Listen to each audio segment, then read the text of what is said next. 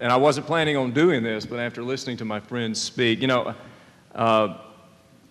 you're not going to read about this probably in a Jack Welch book or Jim Collins book, but I want to talk about friends in business, and what friendship means in business, especially in a close-knit community like what we have in Metro. You know, Liza, when you said what you did, I laugh. I don't want it to cry. I mean, in the 90s and even as recently as 4 or 5 years ago, in publishing, what I'm doing now, we would sign up contracts in December and be set for the rest of the year.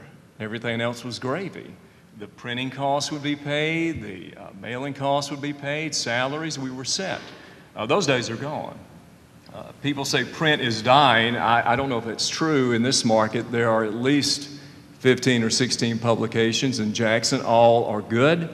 I consider all these publishers friends, but we're all competing for the same advertising dollars. So, and because of cutbacks that usually take place in advertising, I find myself knocking on doors month to month instead of getting yearly contracts, so it's harder. But let me say this. After the crash, and I found myself floundering, I sold out of a business publication. I went through economic turmoil like many of us. I went through a personal crisis.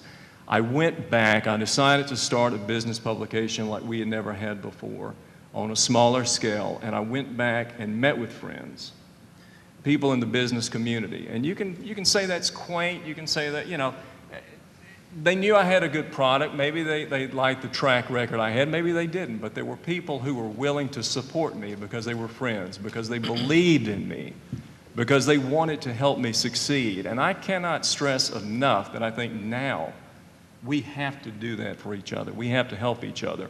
Randy Tenney is back there taping. We've got a program. This is a plug, but it leads to a larger point. We're doing a TV show on Local 98, Comcast Channel 98 on Tuesday night. It's called Greater Jackson Business Beat. I don't charge people for that. I try to get people on who are friends, who have great business stories, but I'm trying to promote them because they're not getting promoted as far as I see. I've got a radio show on Tuesday morning. We don't charge for that. Eventually, I hope to make revenue off of that, but right now I'm not in the position to do it. We need to take care of each other. We need to promote each other. Too often businesses, you don't hear about successful businesses because their stories aren't glamorous enough or aren't sexy enough. The fact that a business is meeting its payroll, has not committed a crime, no one has been hurt on the premises.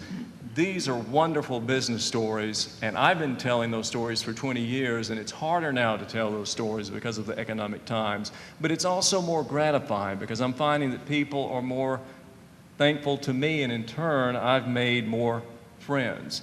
What's going to happen in the future? I don't know. I hope my publication will grow. It may not. It depends. Anything could happen tomorrow. As Dr. Parrott said, the 5-year plans are almost a relic. They're almost a thing of the past. You can't determine that. But I will tell you this.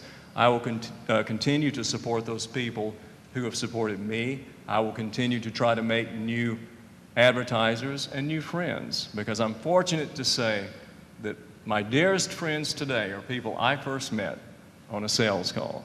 And I include some of these people at this table right here. I went to see them. Hello, Mr. Good, Ms. Lucer. I'm here to sell you a product, and now I can call them up and ask them to come and speak at a conference like this, or ask them for a favor, or even ask them for advice, and they'll give it to me because they're friends.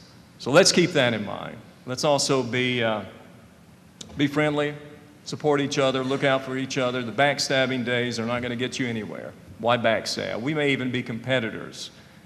But let's support each other, because in the long run, we've all got crosses to bear, don't we? And we don't know what we deal with on a day-to-day basis. We don't know what kind of personal problems our competitors deal with. So let's help them. Let's help each other. That said, I think it's been an excellent panel. It's been my pleasure and privilege to have these esteemed people here with me and to call them friends. So if any of you have questions, I'll come out in the audience with a microphone. Do we have any?